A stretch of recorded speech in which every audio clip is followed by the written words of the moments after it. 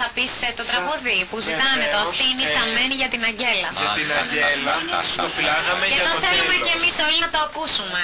Είναι η έκπληξη της εκπομπής τώρα, εντάξει, την Αγγέλα αφιερωμένο, το ζητήσει πόση ώρα και αυτό το αφήσαμε. Το περιμένουν, αν είναι δυνατόν, δεν το ξεχνάμε. Για να σας αφήσουμε λίγο να απολαύσετε τον Παναγιώτη σε όλο το μεγαλείο, εγώ ανανεώνω το ραντεβού μας. Μάλλον δεν μπορώ να το ανανεώσω σίγουρα, γιατί λόγω υποχρεώσεων οτιδήποτε δεν ξέρουμε τι για την επόμενη εβδομάδα για την εκπομπή, αν θα καταφέρουμε και εγώ και η Ελπίδα λόγω πανεπιστημιακών υποχρεώσεων τρομάρα μας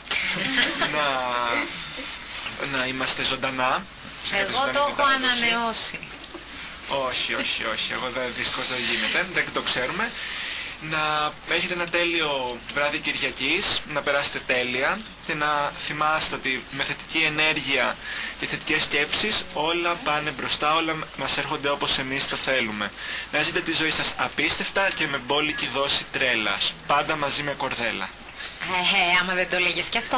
Πάντοτε το λέω, το μότο. Έτσι, για να μεταφέρεις αυτό το τρελό κλίμα που υπάρχει. Λοιπόν, από μένα την Ελπίδα και τη Λίδα και όσους είναι στο στούντιο, να έχετε ένα υπέροχο βράδυ. Σας αφήνουμε να απολαύσετε τον Παναγιώτη. Θα τραγουδήσει ακαπέλα το «Αυτή η νύχτα μένει», τώρα που το ζήτησε η Αγγέλα, και μια αφιέρωση από τα παιδιά του Fan Club που είναι το ένα από την Πεγκιζίνα που στο αφιερώνουν. Γεια σας.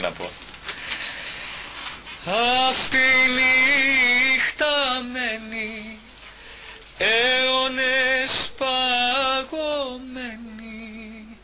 που δυο ψυχές δεν βρήκαν καταφύγιο.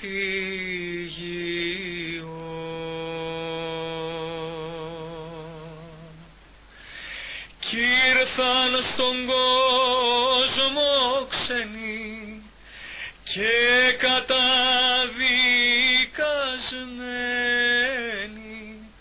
να ζήσουν έναν έρωτα επίγειο.